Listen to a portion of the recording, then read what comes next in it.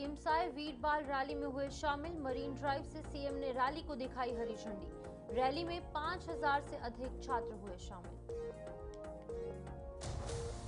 भ्रामक social media प्रचार के खिलाफ कांग्रेस का प्रदर्शन। बीजेपी आईटी सेल पर फर्जी पोस्ट और चरित्र हनन का आरोप। एफआईआर नहीं हुई तो आंदोलन तेज करने की चेतावनी। ऑल्टो कार डीजल टैंकर की जोरदार टक्कर, एक की मौत, हादसे में 4 लोग गंभीर रूप से घायल। पुलिस ने मामला दर्ज कर कार्रवाई शुरू की।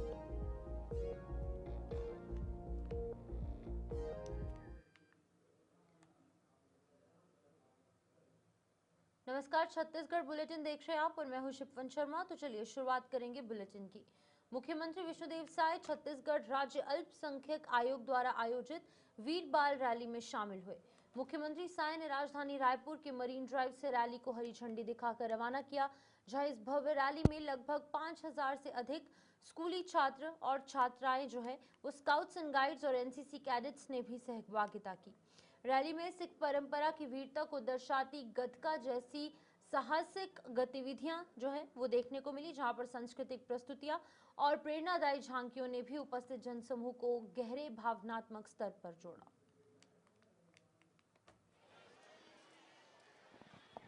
10वें गुरु गोविंद सिंह के साहबजादे जोरावर सिंह और फतेह सिंह, जो मात्र 9 साल और 6 साल की उम्र में किसी भी तरह के दबाव में नहीं आए और अपनी आस्था और अपने धर्म के लिए अपनी शहादत दे दी। सबसे पहले उनके शहादत को नमन करते हैं और उनकी शौर्य गाथा आने वाली हमारी पीढ़ी, हमारे युवा भी जाने और उनके शहादत को यादगार बनाने के लिए हमारे देश के यशस्वी प्रधानमंत्री श्री नरेंद्र मोदी जी ने 2022 में 26 दिसंबर को वीर बाल दिवस के रूप में घोषित किया है। तो उनका धन्यवाद करते हैं। और आज यहाँ पर अल्पसंख्यक आयोग और शिक्षा विभाग के द्वारा ये वीर बाल रैली का भव्य आयोजन हुआ है, जिसमें हमारे स्काउट गाइड के, एनसीसी, एनएसएस के और स्कूल के बच्चे शामिल हुए हैं। कांग्रेस नेता एस सेंथिल ने मोदी सरकार पर मनरेगा को कमजोर करने और नेशनल हेराल्ड केस को राजनीति बदलने का हथियार बताते हुए निशाना साधा। उन्होंने कहा कि कोर्ट ने जो है वो ईडी केस खारिज किया, गरीबों से रोजगार गारंटी छीनी जा रही है। और क्या कुछ कहा, सुनिए। विदित है कि आज हम लोग के बीच में एस सेंथिल जी उपस्थित हैं, लोकसभा के सांसद हैं और हमारे पार्टी के लिए बहुत ही महत्वपूर्ण जिम्मेदारियां पार्टी ने इनको दे रखी है। जैसे संगठन सृजन अभियान का पूरे जिम्मेदारी सेंथिल जी देखते हैं पूरे देश के जहां भी अन्य राज्यों में होती है। इस तरह से अभी जो वर्तमान 2 बड़े मुद्दे हैं, तो दोनों बड़े मुद्दों को लेकर आज एआईसीसी से निर्देश हुआ है कि आज हमारे राज्य में आकर प्रेस कॉन्फ्रेंस कर प्रेस को संबोधित करेंगे। सर, अभी आज हमारा पूरा देश में प्रेस मीट चल रहा है। पार्लियामेंट में हमने बहुत कोशिश की है, क्योंकि सरकार बोलती है विपक्ष पार्टिसिपेट ही नहीं कर रहा है। अब पार्टिसिपेट करेंगे भी, क्या चल रहा है उधर? कुछ रेस्पेक्ट कर रहे हैं किसी का? अरे हमारे छोड़िए, कांग्रेस पार्टी को छोड़िए, इतने खेत मजदूर 12 करोड़ लोग जो एमएनआरईजे काम कर रहे हैं, उनके प्रति आपका रेस्पेक्ट क्या है? आप एक सेलेक्ट कमेटी को बेच सकते थे ना। तो अभी हम पूरा देश में प्रेस मीट कर रहे हैं। जल्द से जल्द एक बहुत बड़ा क्रांति इसमें शुरू होगा। बीजेपी आईटी सेल द्वारा सोशल मीडिया पर कांग्रेस पार्टी और उसके वरिष्ठ नेताओं के खिलाफ कथित फर्जी, भ्रामक और अपमानजनक पोस्ट के विरोध में कांग्रेस ने कड़ा रुख अपनाया। शहर और ग्रामीण जिला कांग्रेस कमेटी के अध्यक्षों के नेतृत्व के अंदर कांग्रेस कार्यकर्ता एसपी कार्यालय के सामने घंटों धरने पर बैठे। वहीं कांग्रेस नेताओं ने इसे लोकतंत्र पर हमला बताते हुए दोषियों के खिलाफ तत्काल एफआईआर और सख्त कानूनी कार्रवाई की मांग की है। चेतावनी दी गई कि यदि प्रशासन ने शीघ्र कार्रवाई नहीं की तो आंदोलन को और तेज कर दिया जाएगा। तत्काल गिरफ्तारी होना चाहिए साहब। भाई हमारे ऊपर कार्रवाई कर रहे हो। देखिए, लगातार हम लोग अपराध, पूरे शहर के अंदर जो अपराध बढ़ रहे हैं, रोज मर्डर से लेके चाकूबाजी, मर्डर, लूट, डकैती, महिलाओं से छेड़छाड़, हर प्रकार के मामले जिस प्रकार से लगातार बढ़ रहे हैं और भाजपा सरकार 2 साल की सरकार के अंदर में और ज्यादा बढ़ गए, इनको लेकर जो एक नाराजगी आम जनता के बीच में है, उसके तहत हम लोग सब आकर ज्ञापन देने के लिए 2 दिन 3 दिन से एसपी महोदय से मुलाकात करने का प्रयास कर रहे थे, लेकिन एसपी साहब के पास टाइम नहीं है। भाजपा नेताओं के पीछे में वो लगे हुए हैं। से हमारे एक साथी एनएसयूआई के साथी एक कंटेंट डाला, उसको लेकर जो है उनकी गिरफ्तारी तत्काल कर दी और हजारों कंटेंट आपको मोबाइल में देखने को मिलेगा, चाहे इंस्टाग्राम हो चाहे फेसबुक हो। इसमें हजारों कंटेंट है जो हमारे कांग्रेस के नेताओं को दुष्प्रचार कर जो है उनको बदनाम करने के लिए लगातार गलत एआई जनरेट वीडियो डाला जा रहा है बीजेपी आईटी के सेल के द्वारा। सरगुजा जिले में लंबे समय से निजी स्कूलों की मनमानी से परेशान अभिभावकों के लिए राहत की खबर है। बच्चों की ड्रेस, किताबें और कॉपियां तय दुकानों से खरीदने की मजबूरी और मनमानी फीस बढ़ोतरी को लेकर लगातार शिकायतें सामने आती रही हैं और अब नवनियुक्त कलेक्टर अजीत वसंत ने साफ कर दिया कि जिले के सभी निजी स्कूलों का संचालन शासन की गाइडलाइंस के अनुसार ही होगा। नियमों का उल्लंघन करने वाले जो लोग होंगे या फिर जो विशेष दुकानें होंगी, उनसे सामग्री खरीदने या फिर अवैध फीस वसूली करने वाले स्कूलों पर सख्त कार्रवाई होगी। तो आपको जहाँ से भी फील्ड में अगर कोई फी में वृद्धि हो या किसी खास दुकान से किताबें या ड्रेस खरीदने की बात हो, इस संबंध में शासन के निर्देशों का सख्ती से पालन करवाया जाएगा और शासन के जो निर्देश हैं उनके विरुद्ध में किसी भी संस्थान को कार्य करने की इजाज़त नहीं दी जाएगी। सर, प्राइवेट संस्था जो है जो स्कूल में मनमानी तरीके से फीस जो लेने का काम कर रहे हैं, उसमें किस तरह से नियंत्रण या किस तरह की गाइडलाइंस है? फ़ी के बारे में, फ़ी रेगुलेशन के बारे में गवर्नमेंट के गाइडलाइंस हैं। अगर कोई विद्यालय फ़ी को गाइडलाइंस के अगेंस्ट में बढ़ाता हुआ पाया जाता है तो उन पर विभागीय नियम। सूरजपुर से कटघोरा की ओर जा रही एक ऑल्टो कार और डीजल टैंकर के बीच में जोरदार टक्कर हुई और इसमें एक व्यक्ति की मौके पर ही मौत हो गई, जबकि 4 अन्य गंभीर रूप से घायल हो गए। प्रारंभिक जांच में सामने आया कि ओवरटेक करने के प्रयास के दौरान यह हादसा हुआ, जिससे सड़क पर दोनों ओर लंबा जाम लग गया। सूचना मिलते ही कटघोरा थाना प्रभारी धर्मनारायण तिवारी पुलिस स्टाफ के साथ मौके पर पहुंचे और यातायात को सुचारू करवाया गया। पुलिस ने मामला दर्ज कर आगे की कार्रवाई फिलहाल शुरू कर दी है।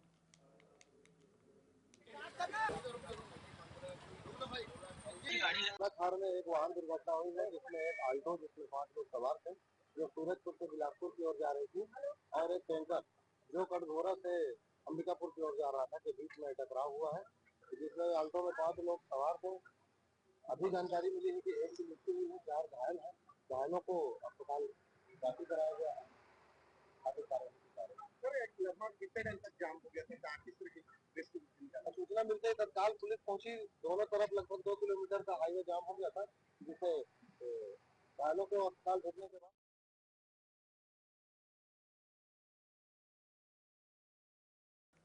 छत्तीसगढ़ में विशाल शर्मा और अखिलेश जैन किसी परिचय के मोहताज नहीं है। कम उम्र में मध्य प्रदेश के बालाघाट से रायपुर पहुंचे विशाल शर्मा ने समाज सेवा के क्षेत्र में अपनी अलग पहचान बनाई। वहीं नागपुर से आए अखिलेश जैन ने राजनीति, व्यापार, समाज सेवा और धार्मिक गतिविधियों के माध्यम से प्रदेश में मजबूत वर्चस्व स्थापित किया है।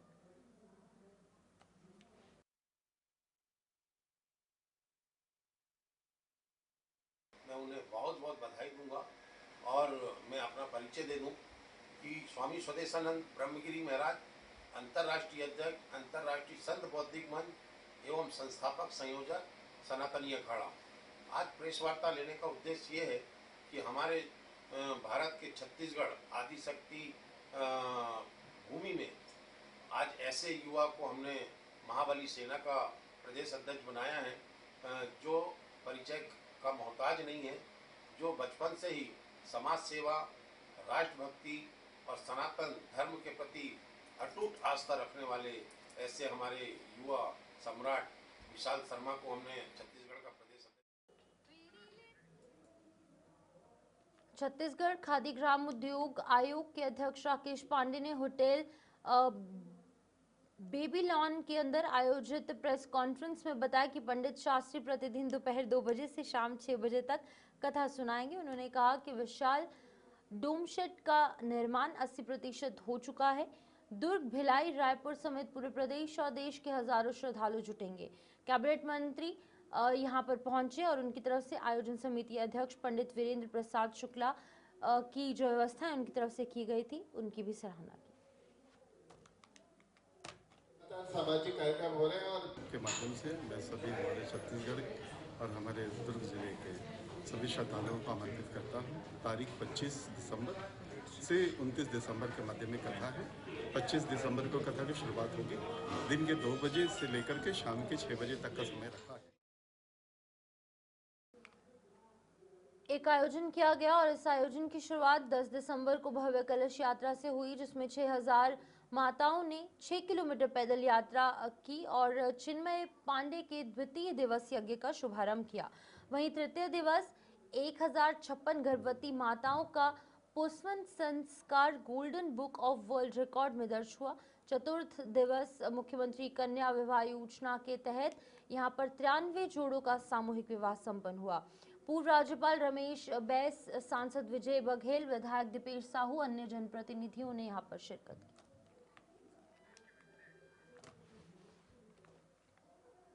छत्तीसगढ़ खासकर सरगुजा और आसपास के इलाकों में घना कोहरा और कड़ाके की ठंड का असर जारी है। सुबह 9 बजे तक भी जो विजिबिलिटी है वो बेहद कम बनी रही। इससे आम जनजीवन प्रभावित हो रहा है। क्षेत्र में न्यूनतम तापमान गिरकर 5.6 डिग्री सेल्सियस तक पहुंच गया। मौसम विभाग ने सरगुजा और सूरजपुर के लिए येलो अलर्ट जारी करते हुए लोगों को सतर्क रहने की सलाह दी।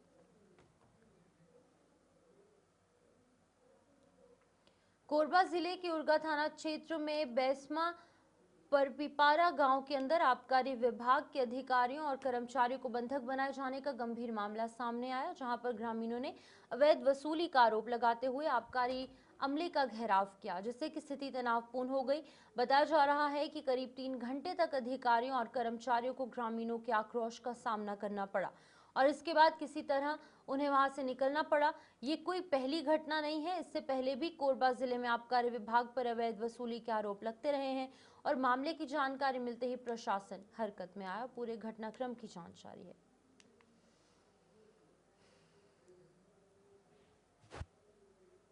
देवनारायण यादव के ससुर भूंदल यादव के निधन के बाद आज उनका शव गांव की एक भूमि पर दफनाया गया। दफन प्रक्रिया पूरी होने के बाद धनवार परिवार के धनी प्रसाद ने जमीन को अपनी निजी संपत्ति बताते हुए विरोध शुरू किया, जिससे कि मौके पर तनाव की स्थिति बन गई। सूचना मिलते ही डायल 112 की टीम और बांगो थाना पुलिस मौके पर पहुंची। पुलिस दोनों पक्षों को समझाइश देकर स्थिति को नियंत्रित किया और विवाद के समाधान के लिए जमीन का सीमांकन करवाने की सलाह दी। एमन के जो विवादित आदमी है भैया, वो है एकदम गैर कानूनी और बिना वजह के। जैसे कि उतना दिन मोर ससुर है वो जमीन ला कमाई से ओकर पूर्वज मन कमाइन, वो समय में एमन के आंख में बिल्कुल नहीं दिखत रही से। आज मोर ससुर है, आज खत्म हो गई तुरंत। आज मैं है ओकर आखिरी इच्छा लेके ओकर ये इच्छा रही से कि मैं जमीन के रखवा रहा हूँ।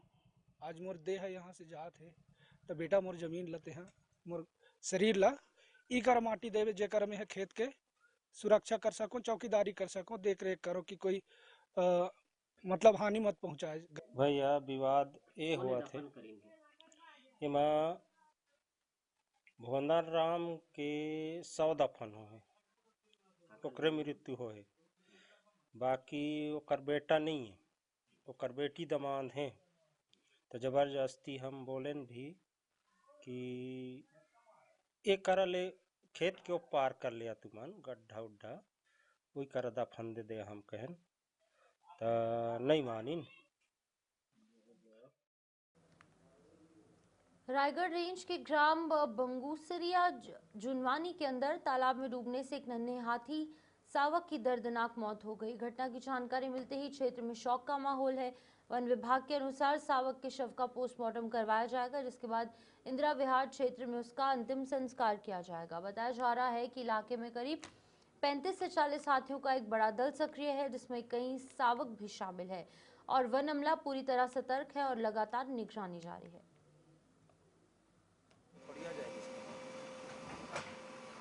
पिछली रात को हाथी जो है बरझरिया के पास से तालाब में नहा रहे थे और मेरा स्टाफ वहां बराबर लगा हुआ था। रात में लगभग 10-11 बजे के आसपास जोर जोर से चिल्लाने की आवाज आई, तो स्टाफ जो है टार्च की प्रकाश से देखा तो हाथी जो है शावक को पैर से अपना माने धक्का दे रहे थे, उठाने की कोशिश कर रहे थे।